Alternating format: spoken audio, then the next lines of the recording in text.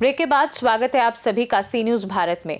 मुरादाबाद में बीएलओ सर्वेश सिंह की आत्महत्या ने जिले में प्रशासनिक व्यवस्था से लेकर राजनीतिक गलियारों तक हलचल पैदा कर दी है।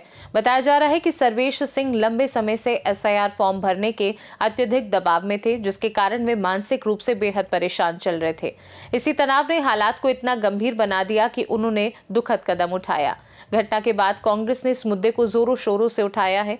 प्रदेश अध्यक्ष अजय राय स्वयं सर्वेश सिंह के गांव पहुंचे और परिवार से मुलाकात कर पूरी सहायता का आश्वासन दिया।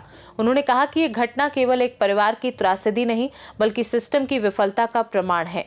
अजय राय ने आरोप लगाया कि सरकार और चुनावी तंत्र बीएलओ पर अस्वाभाविक दबाव बनाता है, जिसके कारण लगातार तनाव और स्वास्थ्य संबंधी समस्याएं सामने आती हैं।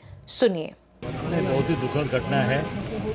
सर्वेश की 4 छोटी बच्चियां मैंने देखा और बूढ़ी माँ रो रही है और उनकी पत्नी एमए बीएड, और उसको कल डीएम ने मिलने ये लोग गए थे। डीएम उनको क्लास 4 की नौकरी दे रहा है। जो अध्यापक की नौकरी करने वाला, जिससे अपने अध्यापक के रूप में काम लिया और वो आपके ही काम करते हुए वो आदमी मरा है, सुसाइड किया है दबाव में, तो उसकी पत्नी को आप क्लास 4 की नौकरी दे रहे हैं। दुखद है, शर्म आनी चाहिए जिलाधिकारी, शर्मिंदगी महसूस करनी चाहिए। आपका ही पार्ट है, आपका ही सरकारी कर्मचारी रहा है और अपने ही सरकारी कर्मचारी का आप अपमान कर रहे हो, तौहीन कर रहे हो।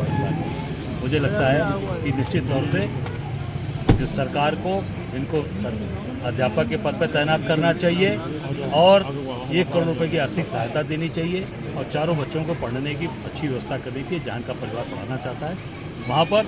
और मैं मांग करता हूँ चुनाव आयोग से, सरकार से, कि ये जो एसआईआर का प्रक्रिया चल रही है, जल्दबाजी का इसको न करके आप इसको आगे बढ़ाइए। कम से कम 3 महीने का समय मिले, जिससे ये अपना काम पूरी तरीके से कर सकें। एसआईआर के दौरान बीएलओ अपनी जान गंवा रहे हैं, इसकी क्या वजह और आपको क्या लगता है? ये सीधे दबाव है। आप सबके कोई सुसाइड करता है, कोई ब्रेन हेमरेज। अभी मैं गया था आवाम सुलेमान जी के यहाँ, वो ब्रेन हेमरेज हॉस्पिटल में एडमिट है। सरकारी नौकरी करने वाला व्यक्ति, पहले सरकारी नौकरी मिलता था तो पूरे परिवार में जश्न मनता था, पूरे परिवार लोग खुशी मनाते थे कि हमारे बेटे को सरकारी नौकरी मिल गई, पूरी चर्चा होती थी।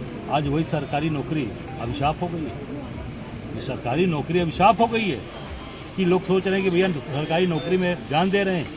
मुझे लगता है कि ये सरकार को अंधा न होकर काम करना, अंधा बहरा न हो, गूंगा न हो, काम करिए और अपने सरकारी कर्मचारियों को ही प्रोटेक्ट करिए। हम उनके सरकारी कर्मचारी घर आके उनको ताकत देने के लिए आ रहे हैं। मैं 7वीं जगह आया हूँ और सब जगह जा रहा हूँ।